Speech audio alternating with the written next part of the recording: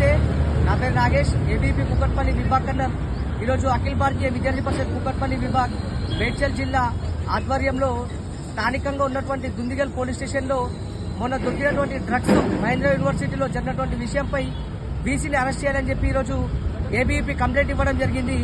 ఏదైతే మనం చూసుకోవాలంటే మొన్న మహేంద్ర యూనివర్సిటీలో విద్యార్థుల దగ్గర డ్రగ్స్ దొరికినాయి.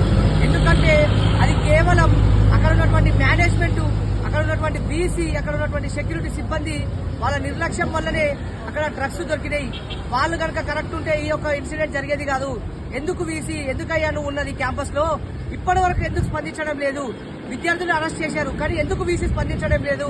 ఈ యొక్క జరిగినటువంటి ఇన్సిడెంట్ పై వెంటనే కొన్ని డిపార్ట్మెంట్ అండ్ ఇంకా టీఎస్ ల్యాబ్ కూడా వెంటనే వీటిపై దృష్టి పెట్టి ఇక్కడ ఉన్నటువంటి అన్నింటి విషయాలను దృష్టి పెట్టుకొని పోలీస్ డిపార్ట్మెంట్ బీసీని అరెస్ట్ చేయాలి.